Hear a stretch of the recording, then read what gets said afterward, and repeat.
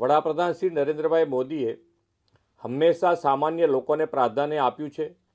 તેમના નેતૃત્વમાં રિફોર્મ એક્સપ્રેસને આગળ ધપાવતું આત્મનિર્ભર વિકસિત ભારત માટેનું આ બજેટ છે. માન્ય વડાપ્રધાન શ્રીના નેતૃત્વમાં નાણામંત્રી શ્રીમતી નિર્મલા સીતારામનજીએ સતત 9મી વાર બજેટ રજૂ કરવા માટે અભિનંદન પાઠવું છું. કર્તવ્ય ભવનમાં તૈયાર થયેલું આ બજેટ 3 કર્તવ્યો પર ઝોક આપતું બજેટ છે. તેમાં જ્ઞાન એટલે કે ગરીબ, યુવા, અન્નદાતા અને નારી શક્તિ તથા દિવ્યાંગજનોના પિલર્સ મજબૂત થશે. આ 3 કર્તવ્યોમાં સમાજના બધા જ ક્ષેત્રોને અને દરેક વર્ગને સૌના સાથ, સૌના વિકાસના મંત્રથી આવરી લેવાનો ખૂબ જ સરાહનીય અભિગમ રાખવામાં આવ્યો છે. ઇન્ફ્રાસ્ટ્રક્ચર, ઇન્ડસ્ટ્રીઝ, કટિંગ એજ ટેકનોલોજી, સેમિકન્ડક્ટર, ડેટા સેન્ટર્સ જેવા ક્ષેત્રો પર ખાસ ફોકસ કરવામાં આવ્યું છે. એમએસએમઈ પર ભાર મૂકવામાં આવ્યો છે. તેનાથી લઘુ અને સૂક્ષ્મ ઉદ્યોગોને મોટો ફાયદો થશે. મેન્યુફેક્ચરિંગ ક્ષેત્રમાં ઉદ્યોગોને જે પ્રોત્સાહનો જાહેર કરવામાં આવ્યા છે તે પણ ગુજરાતના મેન્યુફેક્ચરિંગ સેક્ટરને બૂસ્ટઅપ કરશે. પૂર્વ ભારતના દાનકુનીથી સુરત સુધીના ડેડિકેટેડ ફ્રેટ કોરિડોરથી રાજ્યના વેપાર ઉદ્યોગ અને ઉત્પાદન ક્ષેત્ર માટે ઝડપી લોજિસ્ટિક સેવાઓ મળતી થશે. ટેક્સટાઇલ સેક્ટરને વધુ ઉત્તેજન આપવા જાહેર કરવામાં આવેલી 6 જેટલી યોજનાઓનો લાભ ગુજરાતના ટેક્સટાઇલ સેક્ટરને મળશે.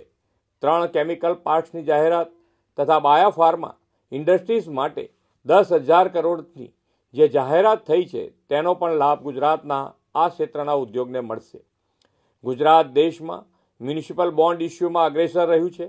આ બજેટમાં મ્યુનિસિપલ બોન્ડ માટે જે પ્રોત્સાહન જાહેર થયા છે તેનો લાભ ગુજરાતની મ્યુનિસિપાલિટીઝને પણ મળશે.